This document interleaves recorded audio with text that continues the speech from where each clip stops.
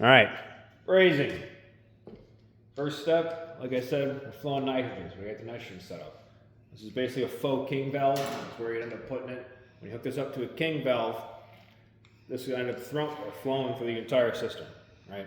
Where we start, wherever you had it hooked up to the king valve, you're going to predominantly want this hooked up to your low side. It'll travel all the way through your evaporator coil, through the metering device, and back to the other side of the condenser, over here to your high side.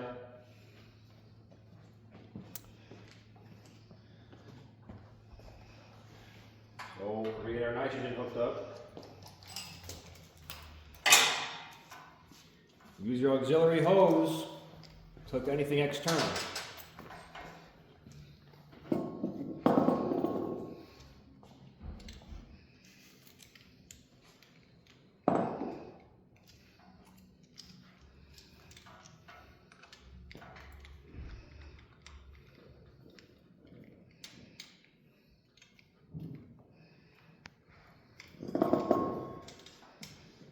How these regulators work, one side is for pressure coming from the tank, and one side is for the pressure you're going to be releasing.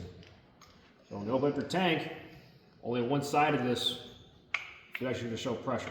Oh, unless it's open. This particular regulator is a little funky.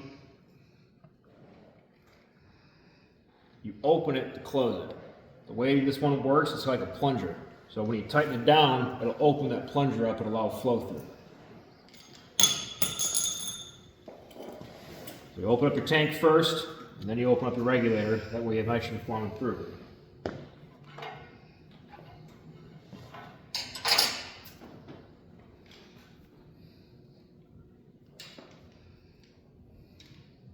See, as I press that plunger down, pressure raises.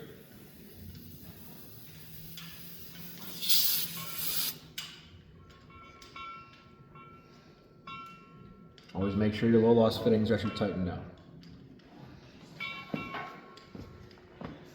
Now that we have nitrogen coming through, you hook this up to your low side on your condenser.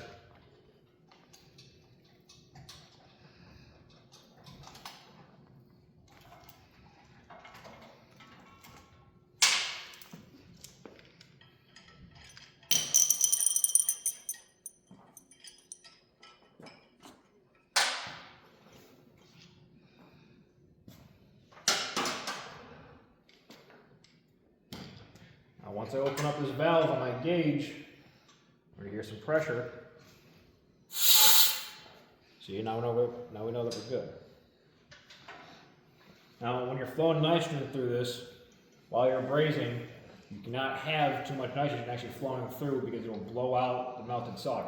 Once you have liquid solder on there, if there's too much nitrogen flowing out, it'll try to escape through the cracks that you're trying to seal. And obviously that sucks. You don't want any holes in your braze. You want it to be a sealed system. So when you're flowing nitrogen,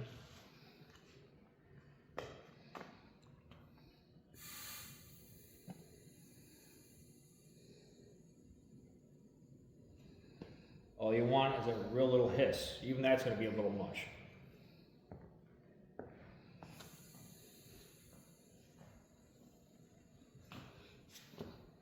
You just want it real quiet, like just so you know it's there.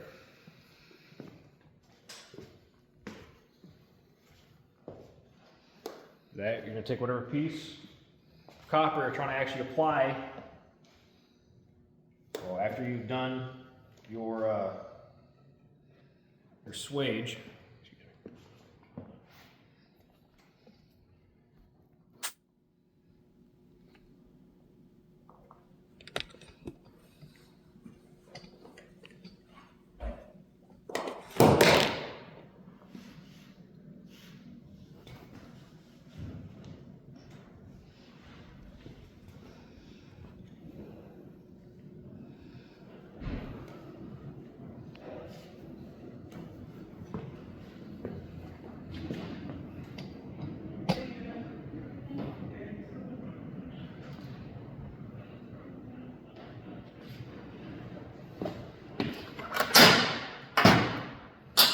when it's about time to get your torch out.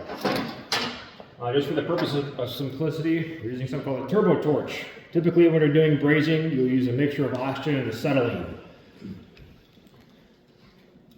Just using the acetylene is also possible. Use just the oxygen from the air to get it going. The only difference is this flame does not burn as hot as mixed oxyacetylene, which is no actual issue to us. But this is an option you have if you feel like using more acetylene than oxygen. Acetylene is more expensive than oxygen, and this uses a lot more acetylene. So we'll hook up this little regulator to our acetylene tank, and we can open it up.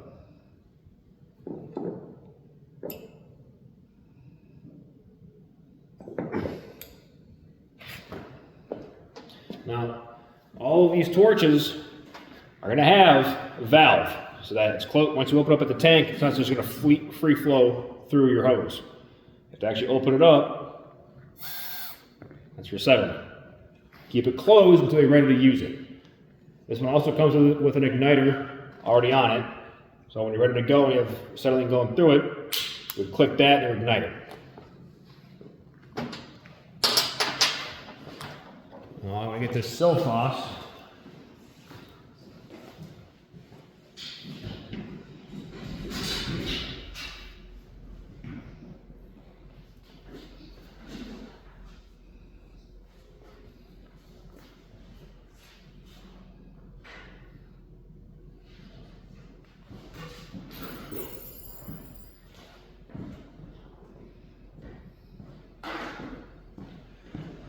And the sulfos is what you are putting onto the copper.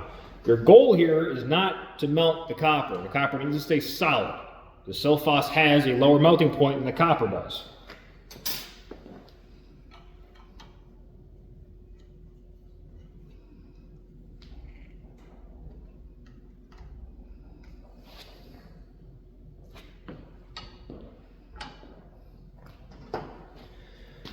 So you have your sulfos, your torch ready. Go ahead and turn your gas on. Turn it on too high, you'll blow out your flame.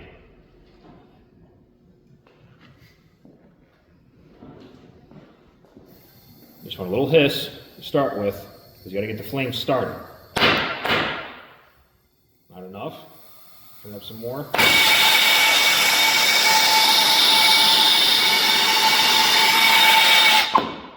Once you are ready, your entire goal is to place the heat where you want your sulfos to run. Your sulfos will chase towards the heat. So, when I'm going to apply my sulfos, I also don't want to work against gravity. So, in the essence of using gravity to help myself with this, because this will turn into a liquid, I'll put my heat on the bottom of this particular setup. My sulfos on top. Once it is ready to melt on top, it's surely ready to be melted on the bottom, and it will chase towards the hotter spot.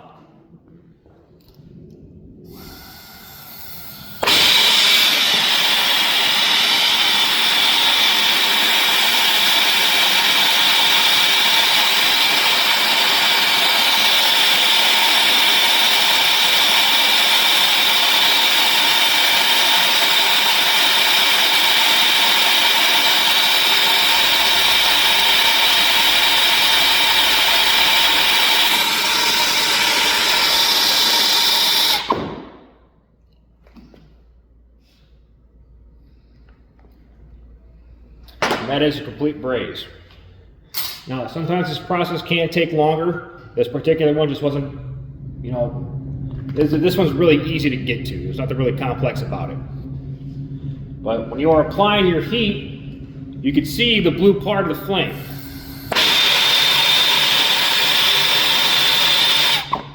That real bright blue part of the flame is the hottest point of the flame. You don't want to press that directly onto your metal. It's going to be too much heat too fast, and you run the risk of actually melting the copper. You don't want that to happen. You want it to stay solid. So when you're applying your heat, you just don't want the hottest part on there all the time. There's a nice little balance where there's too far and there's too close.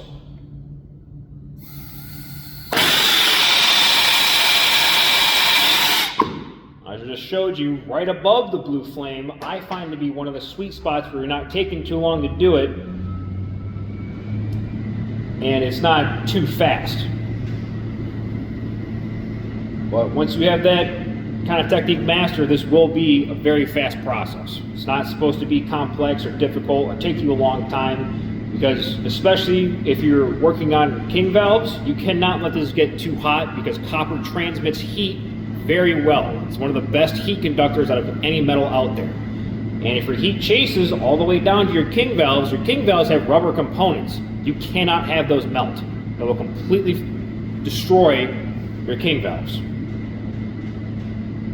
Well, once that's said and done, you would do your pressure test after this to make sure that all of your brazes are actually up to snuff or do what they're supposed to be doing.